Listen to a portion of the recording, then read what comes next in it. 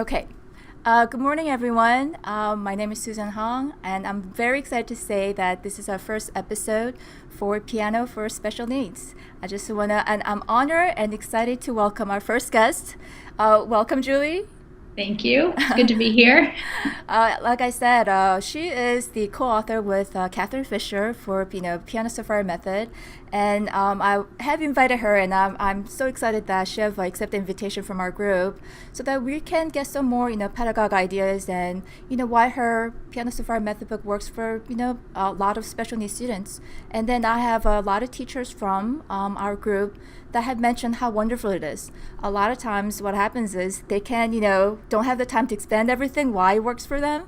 So I thought we could get it from the first hand from you. Why it's so, different than other regular method books that we had in the past, and then why it works. Okay. The main unique thing is that we combine teaching by rote with teaching reading from the very beginning in separate pieces. So some of the pieces are specifically designed to be taught by rote, and they're very patterned, and then other ones the students read. And the method comes with the CD, so they can be listening to the rote pieces also. And then we also have technique based on animals, animal techniques from my dissertation with 7 basic motions that all beginners should know. I went around the country interviewing teachers well known for teaching pre-college students, including some in Texas, Wow. not in San Antonio, but I had Taubman teachers, Russian teachers, all different kinds of teachers, and I wanted to know how they taught technique to beginners. And so I boiled down everything that they told me into 7 basic motions for beginners, and we've included that in the book. So along with the technique and the rote pieces and the reading, we have some improvisation. So students are learning in a lot of different ways, and I think that's what might appeal to special needs students and teachers who teach different kinds of students, is that it's not just all reading. Most methods are just reading based. And if you have a student who's not a natural reader or has some sort of challenge that keeps them from learning to read easily, then it can be very frustrating for them. Right. Yeah. So Oh, one thing that I think I had so much challenge, as a teacher teaching a student with a Down syndrome, is that it's not going to be a normal teaching, Right. skip or line to space. Exactly. And then I wish I had known this, a long time ago when I first Yeah. started, thinking that sometimes you take your I think a progress as something that you're a better teacher. So when there was no progress, I had the hardest time. But Right. teaching by rote, I think it's that you'll see immediate, because my student sings all the time, and and then she loves to hear some lyrics and the tune. So I'm proponent of doing by rote. But like you said, there's not many method books that kind of introduce that to the teachers who might be new to teaching. Right, right. And rote has historically been kind of a bad word in the piano Correct. teaching community, but we don't mean that the student always learns by rote. That's why we have the reading from the beginning as well. So their ears and their eyes, or their ears, and their eyes are developing at the same time.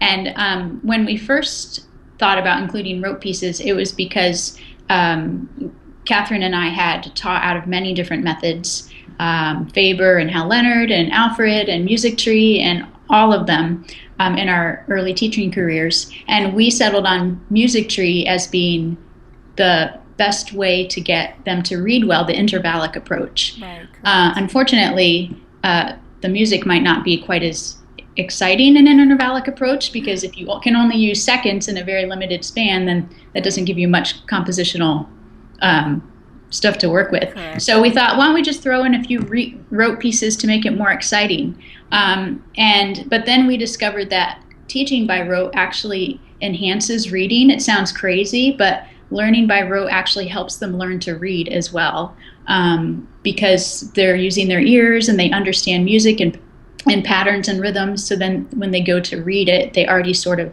have an understanding of what they're getting into. So it was just like, it was an epiphany when we found out that the rote teaching helped them learn to read, and it really interacted back and forth with their eyes and their ears. So, can you give us a little backstory of how you met, Catherine Fisher? Yeah. Catherine and I, we met at the University of Oklahoma.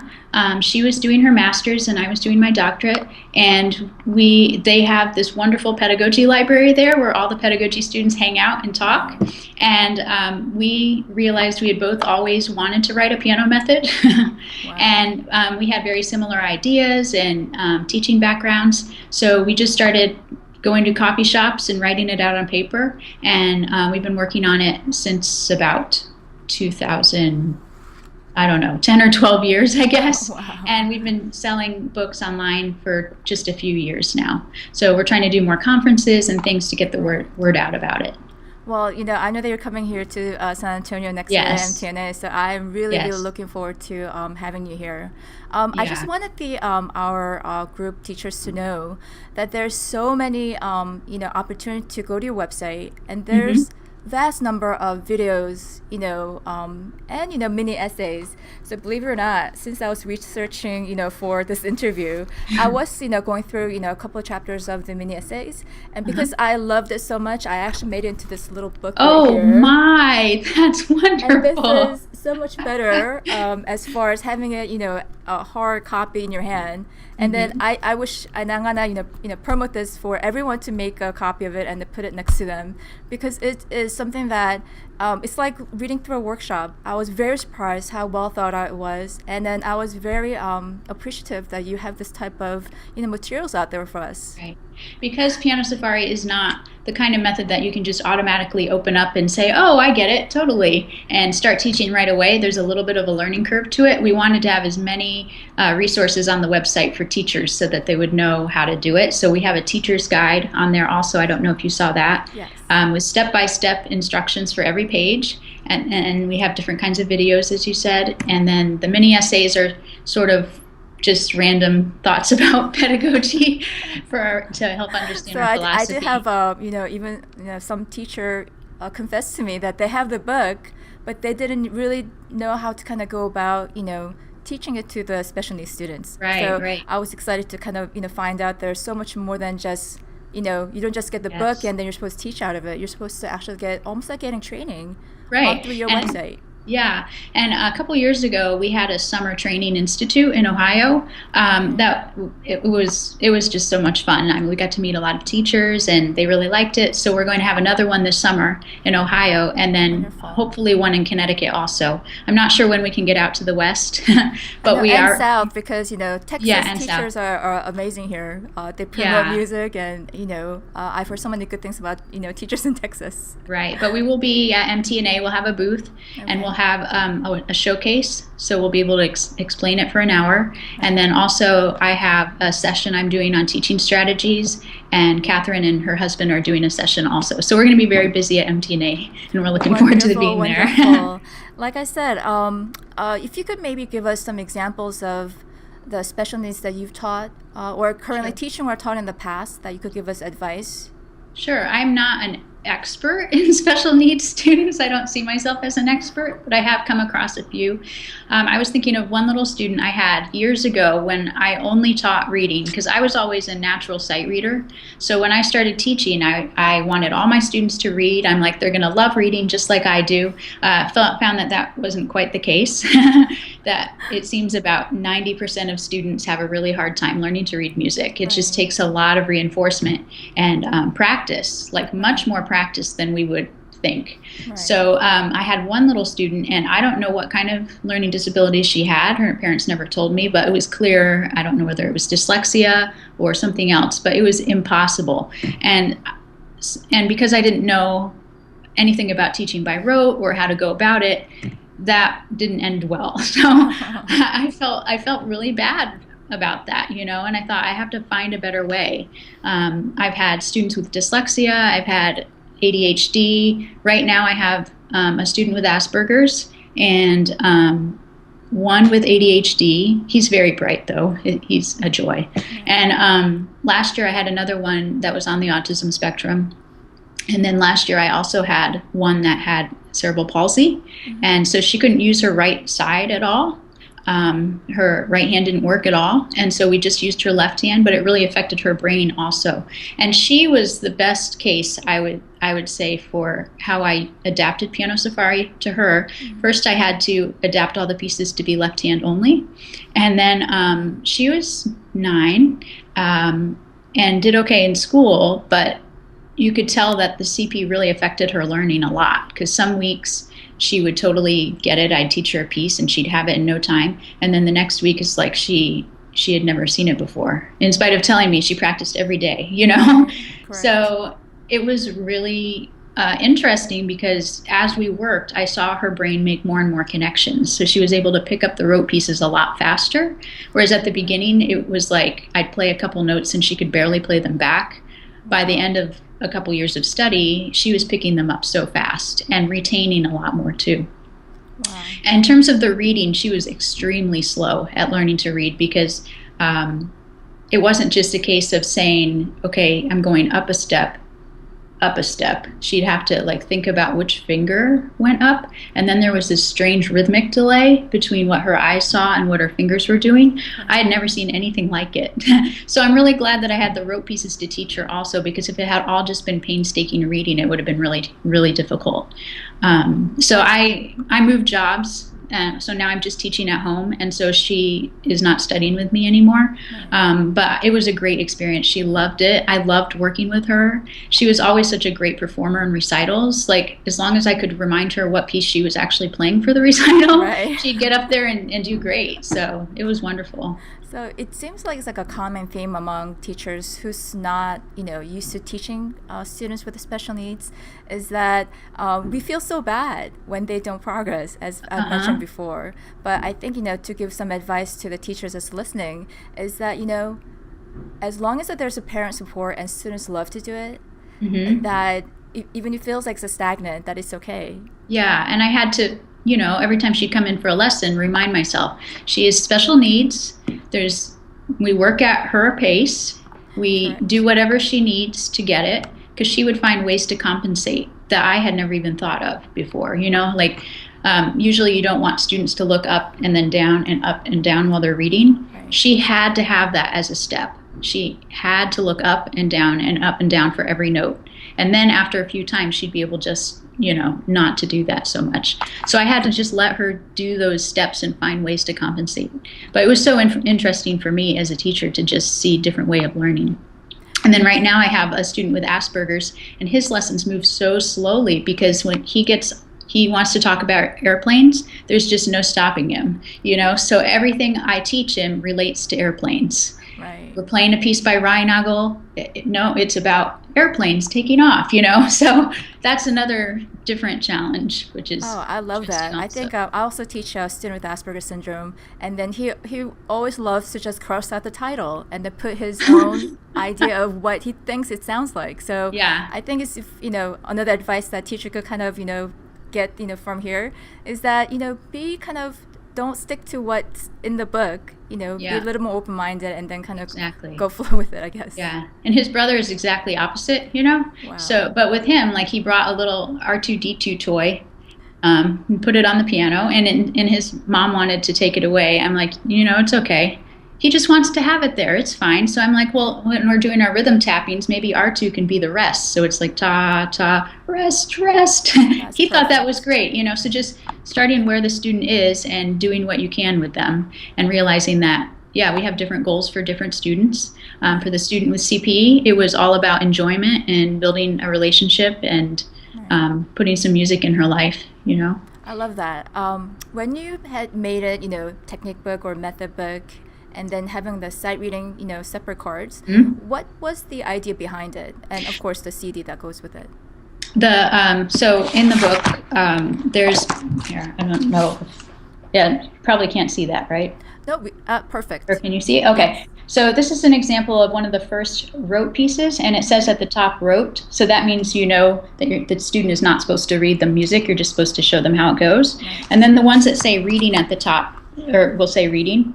So exactly in the book which kind of piece it is. And I also wanted to mention that we do have a slideshow with many pages from the book on our website, so you can sort of have a tour of the book before buying it.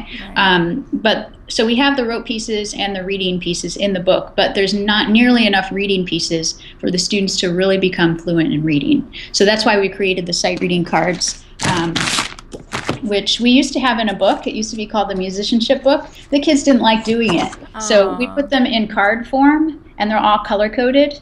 And so there's a right hand reading part, a left hand reading example, and then a rhythm tapping exercises, which I have my kids play on the drum because I have a drum and they love that.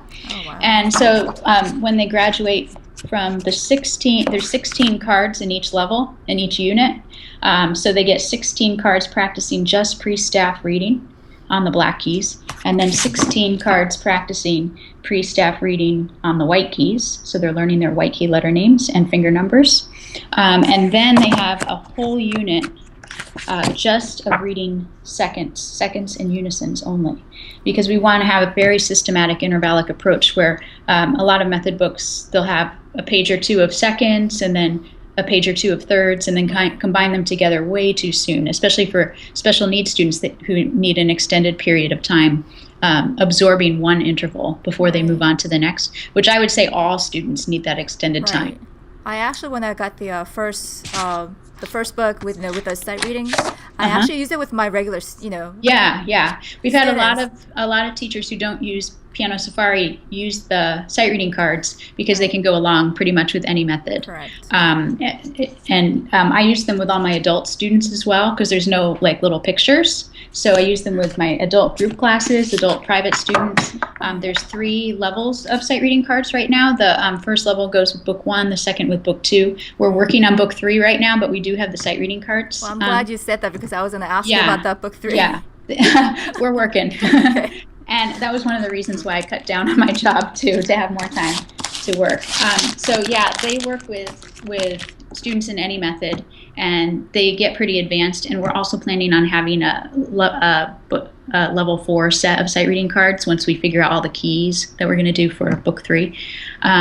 So I have all my students at all levels do those, and that reinforcement really does help them learn to read well because we divide the intervals out so carefully. Right. Also, I wanted to mention for special needs students, we just came out with interval cards, which are 1 measure cards. So that's for young students. I have some 4 and 5-year-olds and even 6-year-olds. I'll hide them around the room, and then they have to come and tell me whether it's a seconds or thirds, and then play it. They think it's so fun. So and they're bigger too. So those are really good for students with vision problems or just need extra help with the reading. And I love that idea of actually making it more fun, during the class. And as I mentioned, I actually, when I was researching you for this interview, I found that video that, Dr. Maria O'Hara made at 2007. I know, that was a long time ago. I'm going to put a link when the website gets set up. Yeah. But there's so much joy for making the lesson enjoyable and the environment wise, regardless whether it's piano students with special needs or not. So I really appreciate that you're kind of giving us the idea of how to make it fun instead of just sitting on the piano bench for 45 minutes. Exactly. I think it's very important. So I just wanted to ask about that CD because I had asked this in previous emails.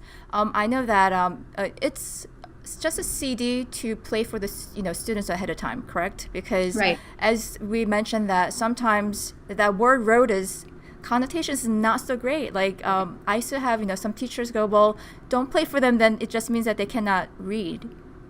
Yeah, you know what I mean? Right. So the CD, we only have the rote pieces and the folk songs or challenge pieces on there. They don't have the reading pieces because of course we do want them to learn to read them. Right. But when I'm teaching a reading piece, I always play it through for them once just to give them a sense of what it's going to sound like, because they don't want to dive in and read all these notes if they don't know what the end product's going to sound like. Right. And because we have so much reinforcement with the reading, there's really no way they can get through without reading, because with all the reading pieces plus 16 sight reading cards per unit times 5 units, there's just no way that they're going to slip through the cracks and not learn to read. So, yeah. I'm excited for that.